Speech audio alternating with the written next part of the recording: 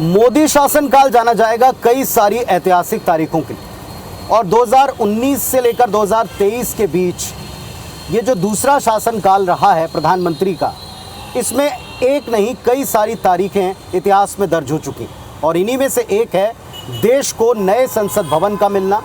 पुरानी शानदार ऐतिहासिक बिल्डिंग से नई अत्याधुनिक इमारत तक का ये सफ़र दुनिया और देश सदियों तक याद रखेगा।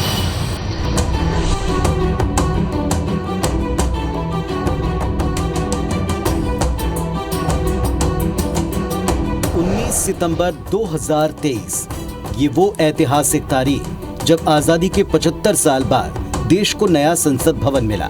मोदी सरकार ने आजादी के 75वें वर्ष अमृत काल में संसद का विशेष सत्र बुलाया। इसको लेकर कई तरह के कयास लगाए गए। फिर 18 सितंबर से 5 दिनों का ये विशेष सत्र प्रारंभ हुआ। पहले दिन संसदीय कार्यवाही संसद के पुराने भवन में शुरू हुई। पुराने संसद भवन में प्रधानमंत्री मोदी ने अपने अंतिम भाषण में कहा, ये पुरानी संसद भवन को अलविदा कहने का भावुक पल है। पुराना भवन भारतीय लोकतंत्र यात्रा का स्वर्णिम अध्याय और सदियों तक प्रेरणा देने वाला होगा। 19 सितंबर 2023 को गणेश चतुर्थी के शुभ दिन आधिकारिक तौर पर संसद नई बिल्डिंग में शिफ्ट हो गई। नए संसद भवन में प्रवेश के पहले पुराने संसद भवन के सेंट्रल हॉल के सामने एक फोटो सेशन हुआ। प्रधानमंत्री नरेंद्र मोदी संविधान की प्रति लेकर पैदल ही पुराने संसद भवन से नए संसद भवन तक गए। उनके साथ साथ लोकसभा और राज्यसभा के सभी सांसदों ने कूच किया। नई संसद के लोकसभा कक्ष में 888 सदस्य जबकि राज्यसभा में 300 सदस्य बैठ सकते हैं। दोनों सदनों की संयुक्त मीटिंग के लिए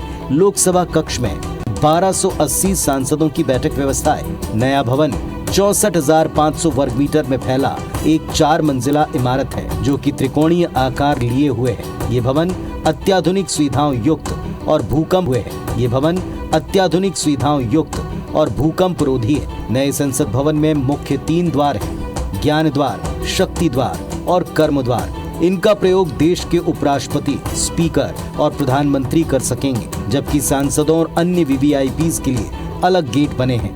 नए संसद भवन निर्माण में मंदिरों और धर्म ग्रंथों से प्रेरणा ली गई।